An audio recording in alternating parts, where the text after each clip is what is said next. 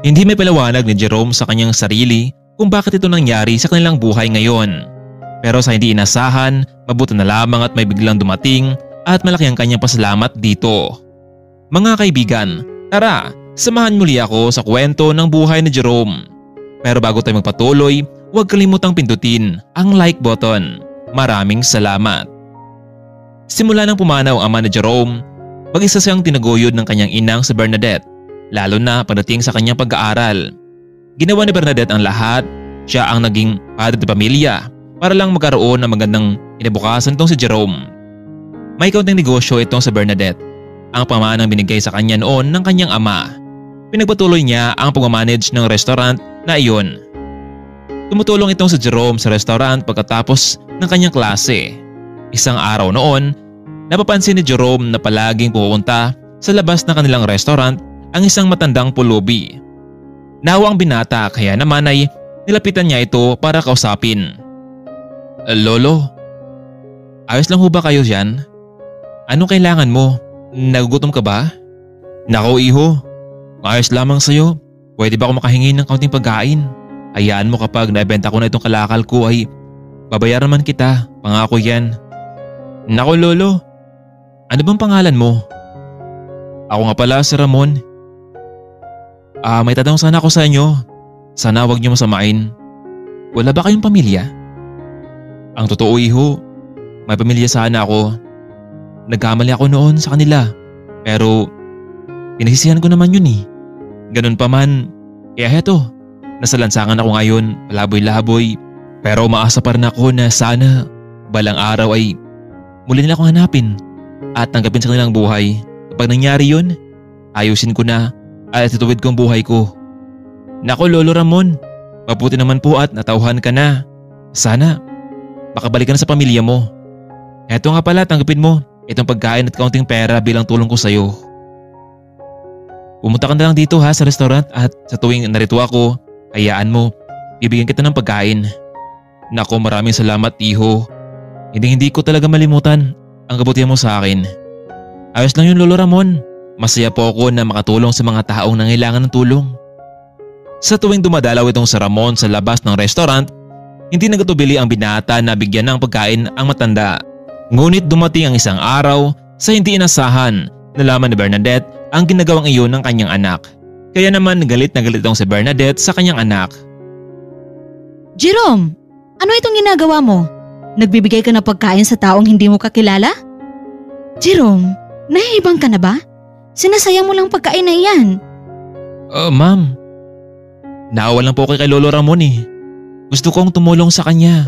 Sa taong nangailangan ng tulong dahil may panahon na babalik din sa atin kung ano man ang tinulong ko sa kanila. Jerome, itigil mo na yung ginagawa mo ha. Sinasayang mo lang ang panahon sa atin.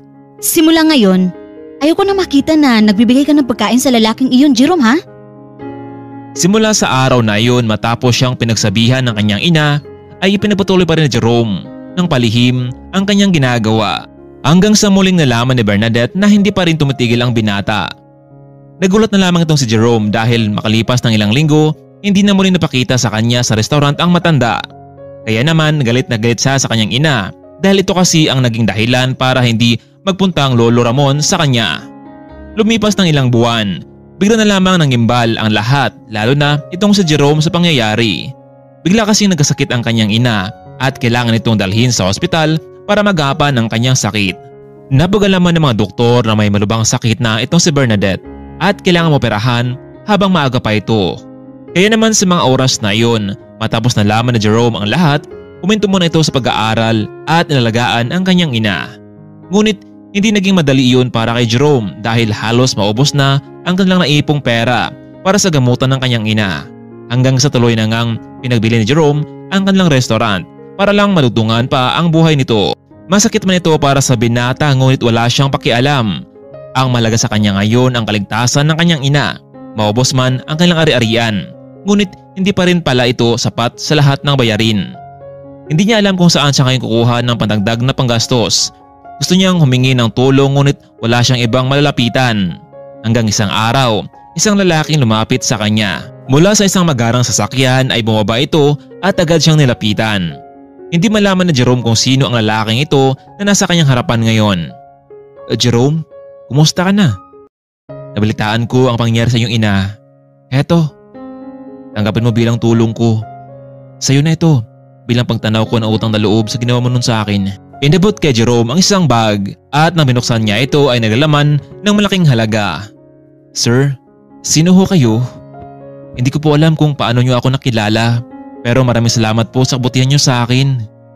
Jerome, narapat lamang na suklian ko ang kabutihan mo sa akin noon. Hindi mo na ba ako natatandaan? Ako si Ramon, ang lalaking palagalagala sa lansangan at yung matandang palagi mong titulungan noon. Ikaw? Si Lolo Ramon? Paano nangyari to? Jerome, alam mo, kung hindi mo ako tinulungan noon, marahil wala na ako sa mundong ito. Pero dahil sa kabutihan mo, nadudukan pa ang buhay ko. Hanggang isang araw noon, muli ako natagpuan ng mga anak ko habang kumakain sa may gilid ng restaurant nyo. Matagal na pala nila ako hinahanap. Gusto ng mga anak ko na muli kaming magkasama, na pamilya. Hindi ko lubos maisip na mangyayari pa iyon sa buhay ko. Nakabalik na ako sa aming kumpanya sa tulong ng mga anak ko. Pinatawadan ako ng asawa ko. Isang araw noon, binalikan ko ang restaurant para personal na magpasalamat sa iyo. Ngunit nabalitaan ko na nagsara na pala ito dahil sa kondisyon ng iyong ina.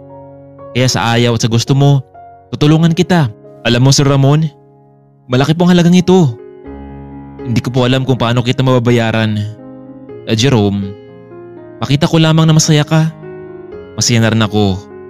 Kung may kailangan ka pa, tawagan mo lang ang calling card ko. Maliwanag ba? Matapos na kanilang pag-uusap ay umalis na ang lalaki.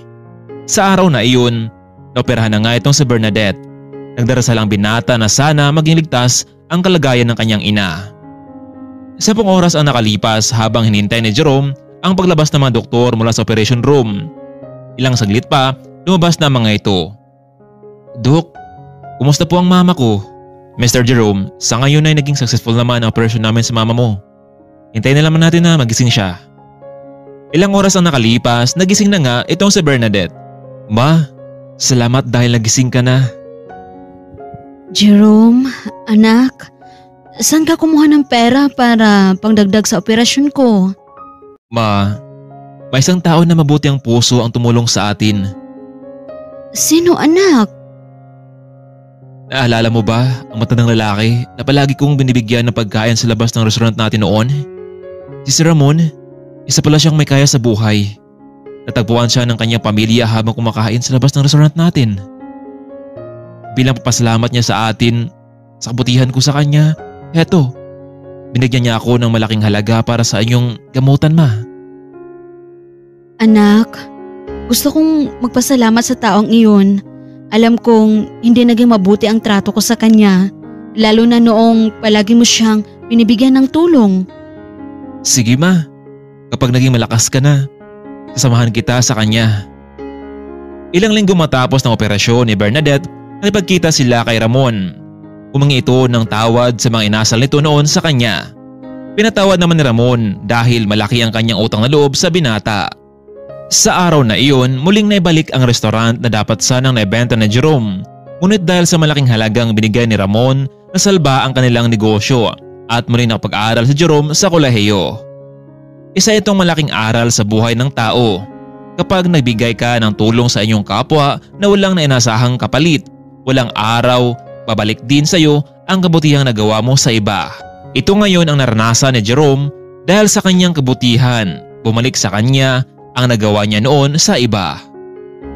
Mga kaibigan, sana po ay nagustuhan niyo ang ating kwento na maaring nagbigay inspirasyon sa ating buhay. Maraming salamat po.